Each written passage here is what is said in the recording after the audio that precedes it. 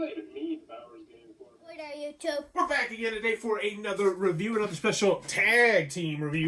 Booyah. Here with my 7-year-old son, Sean. Hi. And we have played adventure games, The Dungeon, from Cosmos Games. This is for 1 to 4 players, ages 12 plus. You'll play over 3 sessions that'll each last about 90 minutes apiece. Mm-hmm. And Adventure Games is a new series that Cosmos is doing where they're trying to marry the Exit game series, which is like escape room in a box, but instead they're trying to make it more about the story. Kind of like these old point-and-click adventures they used to have, where you just be going around an island, clicking on things, discovering things, looking in wells, doing all sorts of stuff like that. That's what this is, with some puzzles thrown in here and there.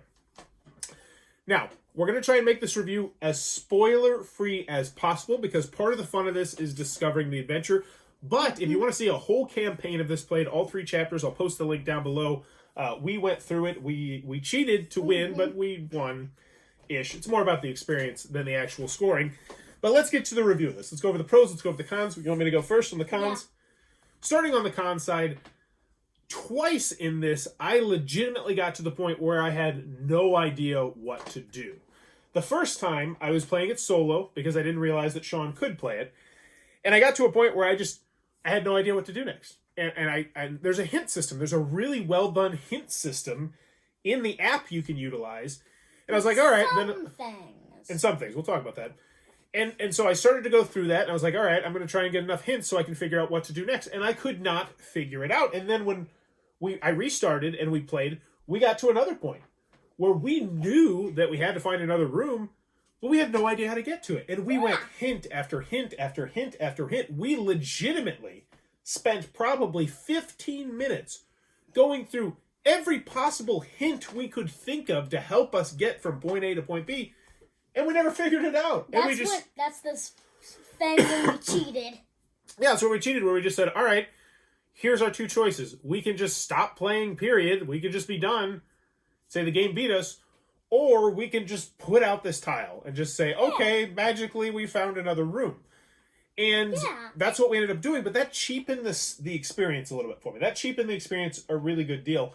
This went from being an absolute no-brainer, I recommend it to you, to, I still think it's a great game. Yeah. As we're going to tell you in the pros. But it definitely got knocked down a couple pegs because that happened to us twice. Now, this was the first in the series, the first or the second game in the series, so hopefully they're going to iron out some of the kinks. But that's a major issue if I get to the point where I literally have no idea what to do, and I cannot figure it out, even going through all the hints. Do you have any other cons for this that you wanted to mention? No. Okay. Another thing that I want to mention on the con side is, while this is a great family game, and I think you're going to have a lot of fun playing this with kids, as long as they can handle the dungeon theme. Go ahead. And the hurting. Yeah, so there was a room. I don't want to tell you too much.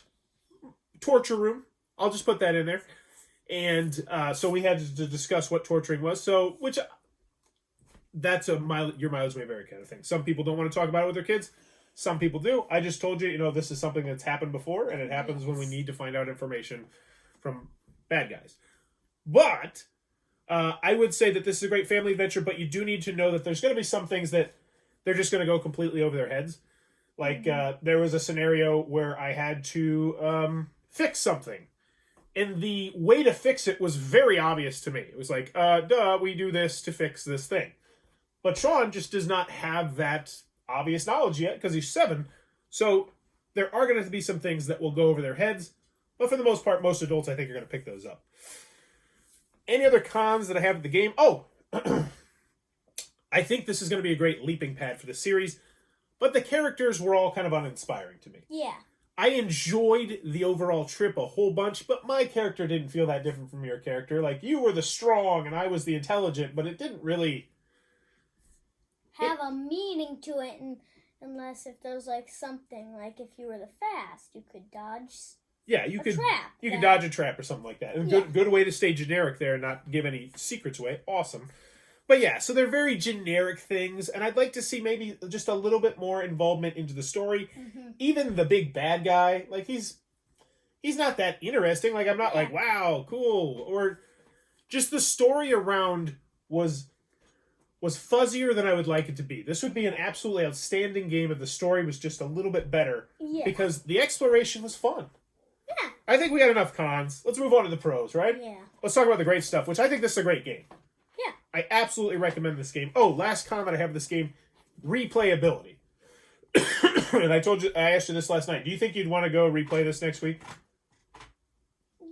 If I knew what I was going to do. Well, here's the thing. For most people, I don't think this is going to be immensely replayable because you've seen most of the stuff in this game. Yeah. Like everything in Chapter 1, we pretty much saw everything for like the first 6 or 7 rooms, and you're gonna create this huge sprawling map, which is a really cool aspect of this. You're going to be laying out room cards, and they'll look different, and you'll really see the layout of the rooms. And I love how that works, and I think that works really stinking cool. But, yeah, well, I don't remember what I was saying, but yes. Oh, the replayability. I'm going to let some of my friends borrow this, and then I'll put it on my shelf, and maybe in a couple years, when my 4-year-old's old enough to play it, I'll play it, and I'll have forgotten all the stuff. But once you get done with those first 3 chapters, I don't think you're really going to be chomping at the bits to play it again, because while there are different endings, and this is another con, the different endings weren't super terribly different. Yeah. I don't think. And they weren't super terribly interesting, even. Yeah. I thought they were nifty. I thought they were cool. But they weren't as good as I would want them to be. Yeah. But we're on the pros. Let's talk about the app. How awesome was that app? Really, really, really good. Yeah. And you could have... I mean, I used it most of the time just for time purposes because it was quicker for me to use it. But you could have done it all by yourself on the app, couldn't you? Yeah. It has this really ingenious system where if you want to combine cards or use cards at different spots in the room... Yeah, you could do the card of the number with the thing in the room. Yeah, you just combine both those numbers, but not by like 50 plus 84. You just put 50, then 84 into the app, and they read it out loud, and the narrator was pretty good. I mean... his inflection didn't go too high or too low. He was a British guy, sounded a little bit like John Oliver, but I think he did a great job. Yeah, and he didn't really get into the voice. Yeah, but there was quite a few voices. But yes, the app is absolutely essential. I do believe you could easily use the adventure book and you could read it yourself, but this just makes it so much easier. And when you need to look up hints, it was easy to look up hints. Yeah. Even though some of them weren't as useful as you might like it to. Yeah. I really like the app, and I think it's essential. Also, another huge thing I want to point out is that learning this game is super easy as well with the app. Yeah. The app had a tutorial. I went through it. It taught me how to play. There were some things that I had to look up at the end about how to score points and save the game and stuff like that. But actual like gameplay-wise, I didn't have to go back to the rule booklet at all, I don't think, which is awesome. Which is one more con that I did forget to mention. This is not a game about winning and losing so much. Because it's like I never felt like we were at risk of losing all our health points is what I'm saying here. Yeah. It's very much you're probably going to win if you can figure everything out, and it's like, oh, you got 27 points, cool, you're good. Oh, you got 30 points, you're great. If you got 49, yeah, it's a very simple scoring system. Yes. It's about the journey, and did we have fun on the journey, Sean? Yeah. Absolutely. Adventure games, The Dungeon. I highly recommend this one. I think it is a great game to add to your collection. Play it once every few years, and I think you have a blast with it. Great as a family game. Great as a solo game. Anything else you want to add? No. Anything else you really liked about the game that I didn't mention? Yeah, I like that there's different surprises everywhere. Okay, yeah, we can definitely talk about that. But that's part of the journey.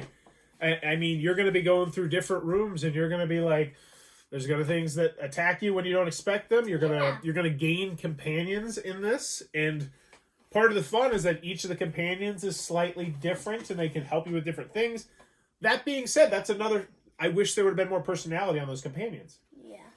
Because you see some of them have some personality, but it's like, I'd like a little more, please. Yeah. But yeah, I think that's great. Lots of cool surprises, which is why I think the replayability is going to be a little bit weak, because now you'll know the surprises. Yeah. You'll know about the snake, or about the arrows, or about the... Why are you giving away the secrets? They don't know those secrets. They don't know if those are secrets. You don't know about the jelly donut, the poison jelly donut. You don't know about LeBron James. He pops up. Yeah, he does. But there you go. That is Adventure Games, The Dungeon. It looks like it might be a cup of tea. Be sure to check this one out. If you enjoy what I'm doing, please be sure to click on that subscribe button down below. Also, consider supporting the Patreon down below. And in the comments below, let me know if you could have an adventure game set in any setting, anywhere you want, any time period, any location. Where do you want an adventure game? I would want it on... that's a big choice. It is. A haunted house. A haunted house. That would be a cool one. Set in this time period or a different time period? Do you want it back when people had cell phones, or back when people were riding horses, or back when there was dinosaurs? Jurassic. So we're talking about, I don't know if they really, so it'd have to be like a haunted cave or something, wouldn't it? Yeah. Okay.